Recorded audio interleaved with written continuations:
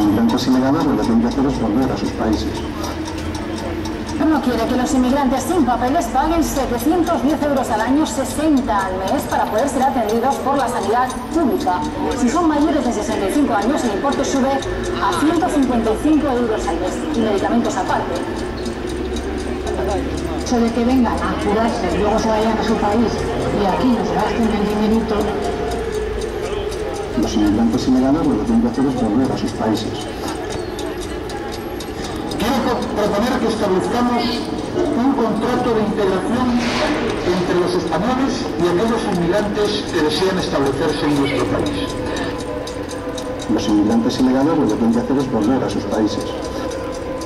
Hay gente también que viene aquí, se trae al papá, la mamá, la abuelita, el primo, y claro, es que aquí esto no es una vaca que la leche ya llega un momento que la vaca se seca.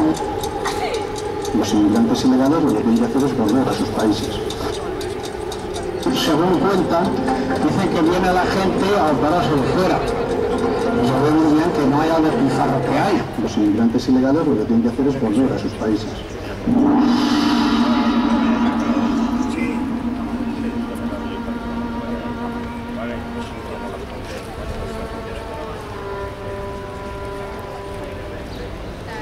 Mañá 1 de setembro entrarán en vigor as normas que excluen a poboación inmigrantes en permiso de residencia do sistema público de saúde.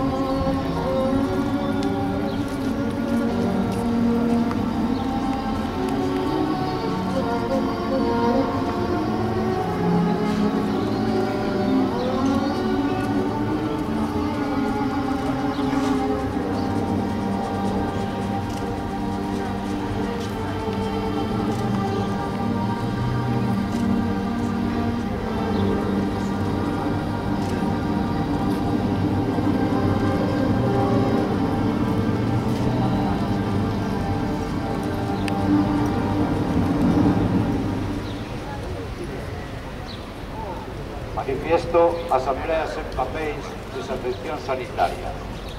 Ben queridos amigos, ben queridas amigas, mañá sábado 1 de setembro de 2012 pasará a historia como o día onde o Goberno do Estado español aplicará as normas que excluen as persoas inmigrantes de permisos de residencia do sistema público de saúde. Os reais decretos 16/2012 e 1192/2012 supoñen un ataque frontal contra os dereitos fundamentais do colectivo, pero tamén da poboación autóctona.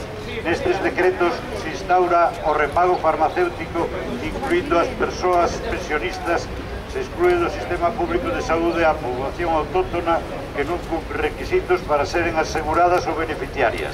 Se abonan prestacións anteriormente gratuitas, como, por exemplo, o transporte hospitalario non urxente.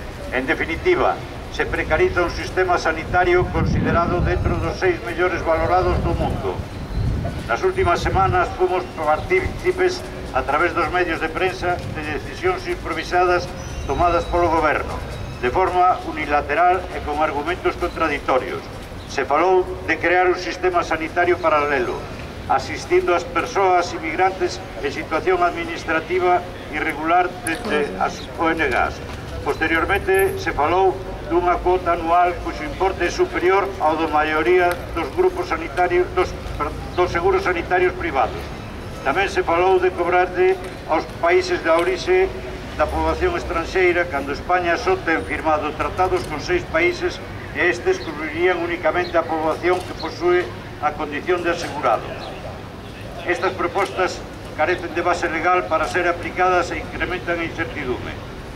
O Goberno non tivo en conta o custo que a desatención sanitaria da poboación inmigrante en situación irregular pode ter para a economía estatal, xa que a atención en urxencias duplica e incluso triplica o custo da atención primaria. En términos de saúde pública, estas medidas poden diseminar enfermidades infectocontagiosas e infectotransmisibles, incrementando o número de casos, as hospitalizacións e as mortes por estas enfermedades. É certo que algunhas comunidades manifestaron que non aplicarán a normativa que deixe sen atención a poboación inmigrante e que atenderán a este colectivo. Nembargantes, descoñecemos se a cobertura sanitaria será parcial ou completa, ou incluso se realmente se aplicará. Estas regulacións aumentan as desigualdades territoriais no ámbito da saúde e pode favorecer o éxodo cara ás comunidades onde sí se presta atención e o colapso das áreas sanitarias onde se dé cobertura ás persoas inmigrantes sen permiso de residencia. Non queremos deixar de mencionar aos profesionais sanitarios que manifestaron a súa intención de obxectar. Nos congratulamos por esta reacción rexeitando medidas injustas. Ninguén mellor que estes profesionais coñece as consecuencias que implica a desatención sanitaria.